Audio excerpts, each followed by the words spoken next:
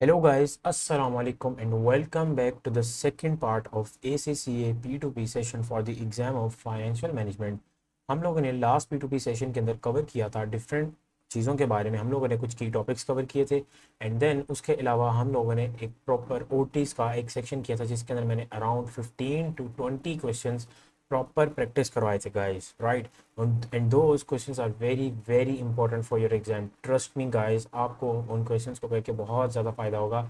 So if you haven't watch that video, I would highly highly recommend कि आप पहले जाके वो वाली वीडियो देखें एंड देन आप इसको ज्वाइन करें, क्योंकि यहाँ पर हम प्रैक्टिस करने जा रहे हैं सीआरस के बारे में। हम एक सीआर क्वेश्चन सॉल्व करेंगे फ्रॉम इन्वेस्टमेंट अप्रेजल, जो कि एनपीवी का क्वेश्चन होगा। और उसकी अच्छी बात यह है कि इस क्वेश्चन के अंदर हम लोग जो एनपीवी का क्वेश्चन मैंने चूज़ किया है, इसके अंदर एनपीवी से रिलेटेड ए टू जी सब चीज़ें कवर की जाएंगी। यानी कि इसके अंदर प्रोबेबिलिटी एनालिसिस भी है, इसके अंदर टैक्स सेविंग भी है, इसके अंदर वर्किंग कैपिटल भी है, इसके अंदर ए टू जी इन्फ्लेशन भी है, राइट। एंड देन उसके बाद हम एक क्वेश्चन सॉल्व करेंगे जिस क्वेश्चन का नाम तो मुझे नहीं याद है, बट वो क्वेश्चन है वैक से, राइट। एक क्वेश्चन हम वैक का सॉल्व करेंगे, एक क्वेश्चन हम इन्वेस्टमेंट अप्रेजल का सॉल्व करेंगे। तो बिना देर किए सबसे पहले हम इस क्वेश्चन की रिक्वायरमेंट को पढ़ते हैं और फ़ौरन से स्टार्ट करते हैं। सो बेसिकली इस क्वेश्चन के अंदर हम लोगों ने करना क्या है, the examiner has asked us to calculate the expected, let me just select the highlighter. The examiner has asked us to calculate the expected net present value of the LP500 project and comment on its financial acceptability। यानी कि हम लोगों ने इसके NPV calculate करनी है और हम लोगों ने बताना है बेस्ड ऑन द एनपीवी कि क्या हमें इस प्रोजेक्ट को एक्सेप्ट करना चाहिए या हमें इस प्रोजेक्ट को रिजेक्ट करना चाहिए। एंड देन उसके बाद कुछ थ्योरेटिकल रिक्वायरमेंट्स हैं कि हम लोगों ने बताना है कि briefly discuss how your decision in part A will help Guinea को achieve their primary objective. Okay, ठीक है। Discuss three limitations of using probability analysis to in deciding whether or not to proceed with the LP500। तो ये दोनों requirements हम बाद में करेंगे। सबसे पहले हम अपनी फर्स्ट रिक्वायरमेंट जो कि है एनपीवी की कैलकुलेशन, उसको स्टार्ट करते हैं और देखते हैं हमारे पास क्या कुछ है। Now let's start. सबसे पहले Ginico is a listed company that manufactures innovative products for the telecommunication industry. Ginico has just developed a new product called the LP500. Okay, ये इनकी प्रोडक्ट का नाम है, which is expected to have a project life of 4 years। ठीक है, तो हम लोगों ने यहाँ पर ईयर्स लिख दिए हैं अपने। Now, Ginico's management has decided that the sales price for the LP500 will be 90 per unit। Okay, हम यहाँ पर फौरन से लिख देते हैं सेल्स प्राइस पर यूनिट। ठीक है, अभी हम वैल्यूज बाद में एंटर करते हैं। And then the variable cost, okay, Gini cost management had decided that the sales price for the LP500 will be 90 per unit, as anything higher than this will dramatically reduce the expected annual sales volume which is currently forecasted to be 20,000 units। यानी कि per year units जो cell होंगे, जो produce होंगे, वो हैं 20,000 units. तो हम यहाँ पर करेंगे यूनिट्स और आगे हम 3 zeros लिख देते हैं, जो कि हम लोग पूरा क्वेश्चन थाउजेंड्स में सॉल्व करने वाले हैं, राइट। तो हम यहाँ पर लिख देते हैं 20, 20, 20 and 20। Now sales price, the variable cost of the LP500 includes the cost of a bought-in component, the X22। The price of the X22 has been volatile due to supply problems with the manufacturers, and consequently the variable cost per unit is at present uncertain। तो basically उसने हमें एक ये probability का एक table दिया है और हम लोग इसके अकॉर्डिंगली अपनी वेरिएबल प्राइस को कैलकुलेट करेंगे।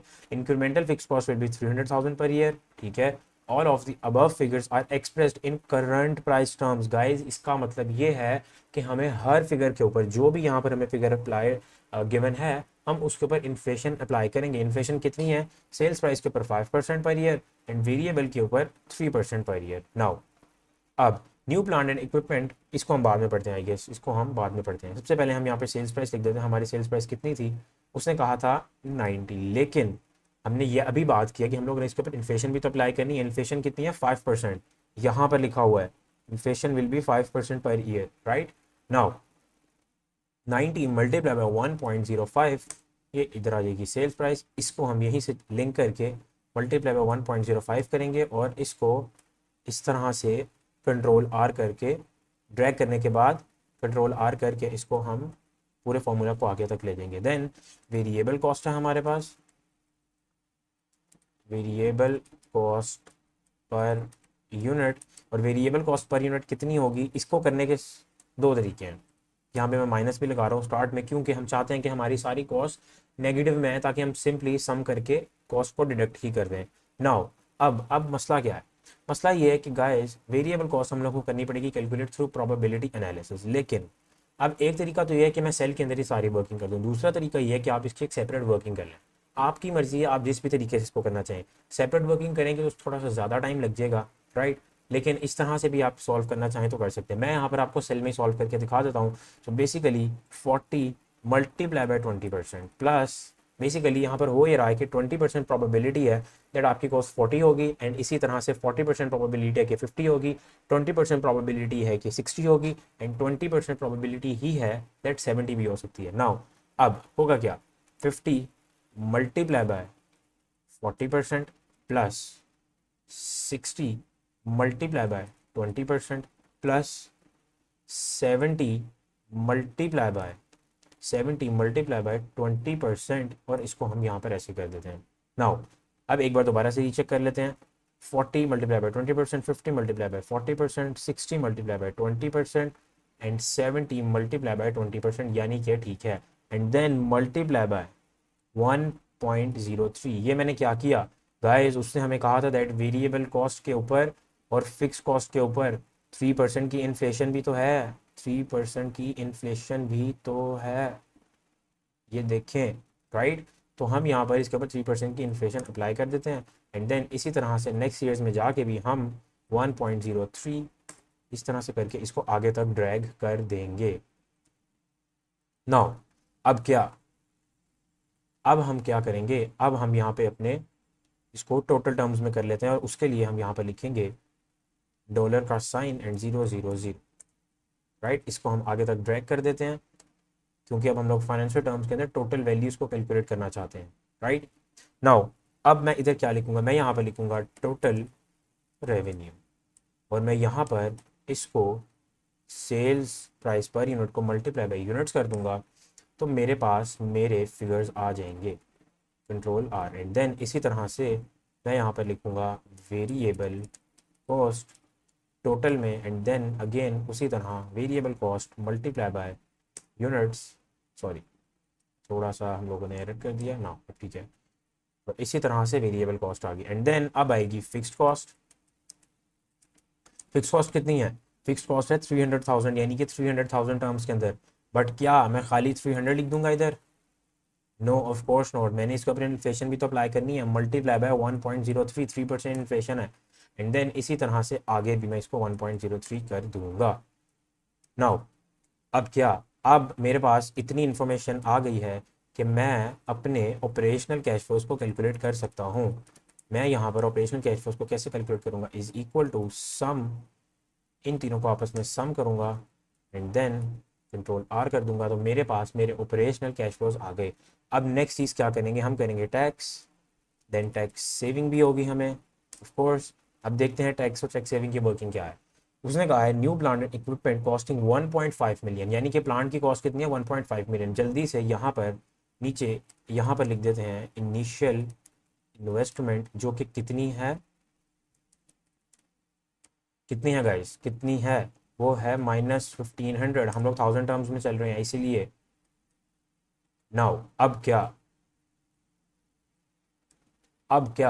will be purchased at the start of the year of operation and is expected to have a residual value of 1 to 500, यानी कि 125। ये देखें गाइस, तो मैं यहाँ पर एक और लाइन नीचे लिखूंगा और यहाँ पर लिख दूंगा रेजिडुअल वैल्यू, जो कि ईयर 4 के एंड में आएगी, और वो है 125, राइट। नाउ नेक्स्ट क्या? इन nominal terms at the end of year 4, हम लोगों ने ईयर 4 के एंड में लिखी है। Unico pays a corporation tax at a rate of 20% and tax is payable at the end of the year, following the year to which it relates, at the end of the year following the year to which it relates। इसका मतलब ये है that tax would be paid in arrears guys। Tax अगले साल पे किया जाएगा, यानी कि आज इस साल का जो टैक्स है ये अगले साल में पे किया जाएगा। तो यहाँ पर भी तो ऐसे ही आएगा, फिर is equal to this multiply by -20%, and then इस तरह से टैक्स कैलकुलेट होगा। मैं सिंपली शिफ्ट प्रेस करके राइट एरो की प्रेस करूंगा और इसको एंड तक लेके जाऊंगा और कंट्रोल आर कर दूंगा, राइट। और अब हमें पता चल गया कि हमारे कैश फ्लोज 5 साल तक जा रहे हैं, तो हम यहाँ पर भी इसको आर करके ड्रैग कर देते हैं। Now tax saving, tax saving के लिए मुझे करनी पड़ेगी वर्किंग, लेकिन टैक्स सेविंग की वर्किंग होगी कैसे पहले वो तो देख लें। उसने हमें कहा that the company can claim tax allowable at depreciation at a rate of 25% per year on a reducing balance method with a balancing adjustment in the year of disposal. Okay ठीक है, अब हम नीचे आते हैं, यहाँ पर लिखते हैं, यहाँ पर लिखते हैं वर्किंग वन ईयर्स 0 1 2 3 4 5। अब क्या, अब मेरे पास ओपनिंग बैलेंस चाहिए मुझे, opening balance opening balance opening balance क्या है, कितने का एसेट आ रहा है 1500 का, और नीचे मेरे पास आएगी कैरिंग अलाउंस जिसको मैं सी ए लिख देता हूँ एंड बैलेंसिंग अलाउंस। उससे हमें कहा है कि at the end of the year 4 हमारे पास एक बैलेंसिंग अलाउंस भी होगा।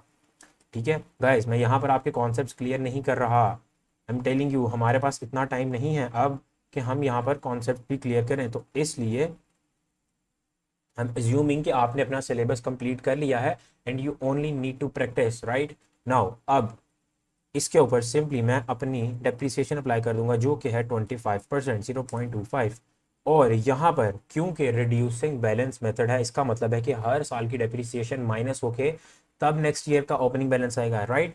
मैं इसको माइनस दिस कर दूंगा तो ये सिंपल ऐसे आ जाएगा, एंड देन इसको मैं ड्रैग कर दूंगा ईयर 4 तक, और नीचे भी मैं इसको ईयर 4 तक ड्रैग कर दूंगा। नाउ अब मसला क्या है, मसला ये है कि उसने हमें कहा दैट ईयर 4 के अंदर there would be a balancing allowance, year 4 में there would be a balancing allowance. Balancing allowance कैसे आएगा, सिंपली अपनी ईयर 4 के ओपनिंग बैलेंस में से माइनस कर दूंगा मैं रेजिडुअल वैल्यू जो कि कितनी है 125 राइट। मैंने उसको लिंक कर दिया उसके साथ ताकि कल को क्या अगर क्वेश्चन के दौरान आपको लगता है कि फॉर एग्जांपल आपने रेजिडुअल वैल्यू गलत लिख दी तो आपको सिंपली यहाँ पर चेंज करनी पड़े और ऑटोमेटिकली जहाँ जहाँ रेजिडुअल वैल्यू ऐड हुई है वो ऑटोमेटिकली चेंज हो जाए, सारा क्वेश्चन आपस में लिंक्ड होना चाहिए राइट। सिंपली एंटर प्रेस करेंगे और ये आ जाएगा। नाउ अब हम कैलकुलेट करेंगे अपनी टैक्स सेविंग जो कि अगले साल पे होगी, हम लोगों ने अभी बात की है, multiply by 0.2% 0.20 and then control R. अब मैं सिंपली ऊपर जाऊंगा और यहाँ पर इसको लिंक कर दूंगा इसके साथ, सॉरी नीचे जाऊंगा और इसके साथ इसको मैं लिंक कर दूंगा एंड कंट्रोल आर। अब मेरे पास मेरी टैक्स सेविंग भी आ गई। अब आगे क्या है, एडिशनल वर्किंग कैपिटल, यानी वर्किंग कैपिटल भी तो है, totalling 100,000 will also be required at the start of the project, और उसके ऊपर भी 3% की इन्फ्लेशन है। नाउ अब हम यहाँ पे लिखेंगे वर्किंग टू और यहाँ लिख देंगे वर्किंग कैपिटल राइट, और नीचे आ जाएंगे यहाँ पर रेफरेंस देंगे वर्किंग टू का और लिखेंगे ईयर्स 0 1 2 3 4 5। वर्किंग कैपिटल में शायद हमें 5th ईयर की जरूरत नहीं पड़ेगी तो रिमूव कर देते, रहने भी दें तो कोई मसला नहीं है। यहाँ पर मैं लिखूंगा ओपनिंग बैलेंस और नीचे मैं लिख दूंगा कैश फ्लोज, यानी कि मेरा जो भी कैश फ्लोज में चेंज आएगा इंक्रीज या डिक्रीज।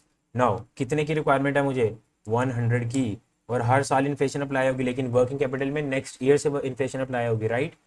तो इसको मैं करूँगा this multiply by 1.03 and then इसको मैं एंड तक ले जाऊँगा, और यहाँ पर पहले साल कितने की रिक्वायरमेंट है मुझे 100 की, तो यानी ईयर 0 में 100 का खर्चा होगा, तो मैं सिंपली दिस माइनस दिस कर दूंगा, इसी को मैं आगे तक ड्रैग कर दूंगा। तो आप देखेंगे कि क्या होता है आखिरी साल में गाइस हमारा, सॉरी दिस माइनस दिस, आखिरी साल में आप देख रहे हैं कि क्या हो रहा है, आखिरी साल में गाइस हमारा जो वर्किंग कैपिटल था, हमारा जो वर्किंग कैपिटल था वो आखिरी साल में अज्यूम करते हैं हम एनपीवी के क्वेश्चन में कि वो रिकवर हो जाएगा, यानी 4th ईयर के अंदर 109.27 का हमारा जो टोटल कैश फ्लो है वो रिकवर हो गया राइट। नाउ ये देखें आप हमारे कैश फ्लोज 3 साल तक कितने थे 109.27, ये आपको नीचे यहाँ पर इस पॉइंट पे लिखा नजर आ रहा है राइट। इसका मतलब क्या है, इसका मतलब ये कि चौथे साल के अंदर जितना भी हमने खर्चा किया था वो हमें रिकवर हो गया, वर्किंग कैपिटल हमारा वापस आ गया। एंड देन सिंपली मैं ऊपर जाऊँगा वर्किंग कैपिटल वाले रो में और यहाँ पर मैं इसको लिंक कर दूंगा इसके साथ, और इसी तरह से मैं इसको आगे तक ड्रैग कर दूंगा। नाउ अब हमारे पास सब कुछ आ गया। अब मैं सिंपली यहाँ पर लिखूंगा net cash flows and then मैं सम का फॉर्मूला अप्लाई करूँगा और मैं यहाँ तक इसको सम करके सिंपली आगे तक ड्रैग कर दूंगा ऑल्ट एच के, एंड देन मैं यहाँ पर लिखूंगा अपनी present value. Guys NPV press calculate करने के दो तरीके हैं हमारे पास, एक ये है कि आप सिंपली सब पहले सारों की प्रेजेंट वैल्यू कैलकुलेट करें देन उसका सम कर दें, दूसरा तरीका ये है कि आप सिंपली एनपीवी का फॉर्मूला अप्लाई कर दें एक्सेल में। मैं एफएम के लेवल के ऊपर स्टूडेंट्स को यूजुअली ये रिकमेंड नहीं करता हूँ because I want you guys to know कि एग्जैक्टली एनपीवी में हो क्या रहा है, राइट। इसीलिए आप इसको इसी तरह से कैलकुलेट करें। बट अगर आप चाहते हैं कि आप एनपीवी के फॉर्मूला से करना चाहते हैं, दैट्स योर चॉइस, आप वैसे भी कर सकते हैं, राइट। नाउ अब क्या करेंगे, this multiply by this 1 plus कितने का है हमारा वैक है 12%, ये लिखा हुआ है। तो मैं सिंपली यहाँ पे 12% लिखूंगा, this raise to the power of minus year के साथ इसको मैं लिंक कर दूंगा यहाँ पर, ताकि जैसे जैसे मैं इसको आगे ड्रैग करूँ ईयर भी नया वाला सेलेक्ट होता जाए। कंट्रोल आर ऑल्ट एच के, और ये इस तरह से आ गया। नाउ नाउ व्हाट, अब मैं क्या करूँगा, यहाँ पर अपनी simply net present value calculate कर लूँगा, और वो होगी सम दिस एंड दिस, और ये आ गई गाइस 78.21। मे भी हो सकता है आपके एग्जामिनर से 1-2 पॉइंट से डिफरेंस आ रहा हो, लेकिन इट्स ओके, इससे फ़र्क नहीं पड़ता है गाइस। मे बी उसने एनपीवी के फॉर्मूला से कैलकुलेट की हो, राइट। तो वो थोड़ा सा राउंडिंग ऑफ के अंदर मसला आता है, बट आपका आंसर बिल्कुल ठीक होगा। आपको आंसर के मार्क्स नहीं मिलते हैं, आपको पूरे स्ट्रक्चर को बिल्ड करने के, कंस्ट्रक्ट करने के आंसर मिलते हैं, और वो आपने यहाँ पर कर लिया है। नाउ अब यहाँ पर हम इसको क्या करेंगे, फाइनेंशियल एक्सेप्टेबिलिटी क्या होगी, of course accept the project. मैं यहाँ पर शॉर्ट टर्म थोड़ा सा शॉर्ट करके लिख रहा हूँ, बट आप इसको प्रॉपर सेंटेंस बना के लिखिएगा दैट आपको इस प्रोजेक्ट को एक्सेप्ट करना चाहिए। नाउ अब क्या, बी रिक्वायरमेंट के फर्स्ट पर आ जाते हैं। वो कह रहा है कि ब्रीफली डिस्कस, मुझे यहाँ पर just give me a second, okay, यहाँ पर वो कह रहा है briefly discuss how your decision in part A will help Guinea को अचीव देयर प्राइमरी ऑब्जेक्टिव। ठीक है, अब प्राइमरी ऑब्जेक्टिव क्या है गिनीको का, गिनीको एक प्रॉफिट मेकिंग कंपनी है, और गिनीको का प्राइमरी ऑब्जेक्टिव क्या होगा, गिनीको का प्राइमरी ऑब्जेक्टिव है टू इंक्रीज और maximise the wealth of their shareholders. Now क्या ये 78.21 की एनपीवी जो आई है मेरे पास, पॉजिटिव एनपीवी जो आई है मेरे पास, क्या ये मेरे शेयर होल्डर्स की वेल्थ को मैक्सिमाइज करेगी? ऑफ कोर्स करेगी। मेरे शेयर होल्डर्स की वेल्थ में 78.21 यानी कि 78,000, ये थाउजेंड के टर्म्स में है ना फिगर्स, 78,000 का इजाफा होगा, मैक्सिमाइज होगी उनकी वेल्थ, राइट। मैं उनके लिए काम कर रहा हूँ और मैं उनकी वेल्थ को मैक्सिमाइज कर रहा हूँ, तो यानी ये प्रोजेक्ट मेरे प्राइम ऑब्जेक्टिव को अचीव करने में मुझे हेल्प कर रहा है। आप सिंपली इन्हीं बातों को यहाँ पर लिख देंगे, ये सिर्फ मेनली 2 नंबर्स की एक रिक्वायरमेंट है। इतनी आसानी से आपको इतनी सी बात लिखने के 2 नंबर मिल जाएंगे। नाउ अब सेकेंड रिक्वायरमेंट क्या है, discuss 3 limitations of using probability analysis in deciding whether or not to proceed with the LP 500। Okay, वो ये बता रहा है कि प्रोबेबिलिटी एनालिसिस को यूज़ करने की क्या 3 लिमिटेशंस हैं। देखो गाइज, सबसे पहली लिमिटेशन तो ये है, आप देखिए यहाँ पर, मैं अब एक सेकेंड यहाँ पर इरेजर को यूज़ करते हुए इन सब चीज़ों को रिमूव कर दूँ ताकि मैं आपको दोबारा से समझा सकूँ। ओके, नाउ गाइज, अब क्या, सिंपली मैं यहाँ पे पेन को सिलेक्ट कर लेता हूँ। ओके गाइस, क्या आपको यहाँ पर कहीं पर भी या इस एरिया में भी कहीं पर भी आपको कोई कोई भी रैशनल, कोई भी लॉजिक, कोई भी वे ऑफ मेथड, कुछ भी आपको दिखाया गया है जिसके थ्रू आपको ये बताया गया हो दैट हम लोगों ने किस मेथड के थ्रू ये प्रोबेबिलिटी कैलकुलेट की है, राइट। ऐसा लग रहा है कि ये फिगर्स बहुत सब्जेक्टिव हैं, इसके पीछे कोई भी रैशनल नहीं है, subjective figures, no logic, right. एक तो पॉइंट हो गया हमारा ये, क्योंकि इसके पीछे कोई रैशनल नहीं है, कोई लॉजिक नहीं है, हमें नहीं पता कि ये फिगर्स कितने एक्यूरेट हैं, कितने ठीक हैं, कितने नहीं ठीक हैं, राइट। इट डिपेंड्स, हमें पूरा बैकग्राउंड कॉन्टेक्स्ट होना चाहिए पहले किसी भी फिगर को as a finance professional use करने से पहले। नाउ सेकेंड पार्ट, सेकेंड चीज़, हम लोगों को 3 लिमिटेशन बतानी है। सेकेंड लिमिटेशन क्या होगी गाइस, सेकेंड लिमिटेशन ये होगी दैट आप देखें, फॉर एग्जाम्पल अगर आप यहाँ पर गौर करें दैट 40% प्रोबेबिलिटी आपकी क्या है कि आपकी कॉस्ट 50 होगी, राइट। एंड 20% प्रोबेबिलिटी क्या है कि आपकी कॉस्ट 60 होगी, एंड 20% प्रोबेबिलिटी क्या है कि 70 होगी, राइट। यानी कि 40 प्लस 20 प्लस 20 कितना हो गया, 40 प्लस 20 प्लस 20 कितना हो गया, 80। यानी कि गाइज 80% प्रोबेबिलिटी है कि एटलीस्ट आपकी जो वेरिएबल कॉस्ट पर यूनिट है वो 50 से तो ज़्यादा ही होगी, 50 से तो ज़्यादा ही होगी। लेकिन यहाँ पर हमारी वेरिएबल कॉस्ट पर यूनिट क्या आई है, 55.62। लेकिन अभी इसके अंदर इन्फ्लेशन भी शामिल है। फॉर अ सेकेंड अगर मैं इन्फ्लेशन को रिमूव करता हूँ तो ये आ जाती है 54, राइट। तो इसका मतलब ये है गाइस कि इसके अंदर अगर आप देखें तो ऐसा लग रहा है कि जैसे ये फिगर्स थोड़े से सेंस नहीं मेक कर रहे हैं, बिकॉज इफ सेंसिबल फिगर्स नहीं लग रहे हैं आपको। क्यों? क्योंकि आप देखें कि 80% फिगर्स कह ही ये रहे हैं कि 50 से तो ज़्यादा ही होगी, तो फिर भी सिर्फ 55.62, इसको तो बहुत ज़्यादा बड़ा फिगर होना चाहिए था 50 से, राइट? 60 तक 70 तक होना चाहिए था इसको, राइट? लेकिन ये ऐसा नहीं है। क्यों? हमें नहीं पता, क्योंकि ये फिगर्स इसलिए हमें प्रोवाइड किए हैं कि हमें इसके पीछे कोई सब्जेक्टिविटी नहीं पता, हमें कोई लॉजिक कोई रैशनल नहीं पता है कि किस तरह से इस इन फिगर्स को कैलकुलेट किया गया है, राइट? तो may be there is a possibility कि थोड़ा सा भी अगर आपकी प्रोबेबिलिटी में चेंज आएगा, अगर थोड़ा सा भी इस प्रोबेबिलिटी में चेंज आता है, तो शायद इतना बड़ा चेंज आ जाए आपकी वेरिएबल कॉस्ट के अंदर दैट ये प्रोजेक्ट पॉजिटिव एनपीवी से कम पॉजिटिव क्या उल्टा नेगेटिव एनपीवी में चला जाए, और जिसका मतलब ये है कि ये शेयर होल्डर्स के लिए एक लॉस मेकिंग प्रोजेक्ट बन जाए, राइट? दूसरा पॉइंट तो हमारा ये हो गया। क्या हो गया दूसरा पॉइंट? दैट दैट दूसरा पॉइंट हमारा ये हो गया दैट थोड़ा सा भी सेंसिटिविटी, हमारे जो फिगर्स हैं ये बहुत सेंसिटिव है, इनके अंदर थोड़ा सा भी चेंज आया तो there is a possibility that they would make our NPV negative and which would result in a loss making project for our shareholders. Third point क्या है? हमें नहीं पता हमें नहीं पता कि गिनीको की रिस्क के बारे में क्या ओपिनियन है, वो किस तरह का रिस्क को देखते हैं, क्या वो रिस्क सीकर हैं या वो रिस्क एवर्स हैं, उनकी रिस्क प्रोफाइल क्या है, वो कितना रिस्क लेना चाहते हैं, कितना रिस्क नहीं लेना चाहते हैं, राइट? इसी के अकॉर्डिंगली हम अपनी प्रोबेबिलिटी एनालिसिस को कंप्लीट करते हैं, राइट? हमें यहाँ पर ऐसी कोई इन्फॉर्मेशन बताई नहीं गई है विच मीन्स कि ये मे बी मिसलीडिंग फिगर्स हों और हमें एक्चुअल रिजल्ट्स ना प्रोवाइड करें over the long period of time, right? ये हमारा थर्ड पॉइंट हो गया गाइस। 3 लिमिटेशंस मांगी थी, 3 लिमिटेशन हम लोगों ने यहाँ पर मैंने आपको एक्सप्लेन कर दी। अब आपने इनको अच्छे तरीके से अपने वर्ड्स में लिखना है। मैं यहाँ पर लिख भी सकता था, A to Z पूरा टाइप कर सकता था, लेकिन वो आपके लिए सिर्फ टाइम कंज्यूमिंग होता। मैं अभी चाहता हूँ कि लीस्ट अमाउंट ऑफ टाइम के अंदर आपके साथ मैक्सिमम अमाउंट ऑफ इंफॉर्मेशन को शेयर करूँ, right? Now let's move towards the second question. I believe उसके लिए हम एक सेकेंड वीडियो ही बनाएंगे। मैं अभी के लिए चलता हूँ। I hope you guys understood. See you in the next video. Take care. अल्लाह हाफिज़।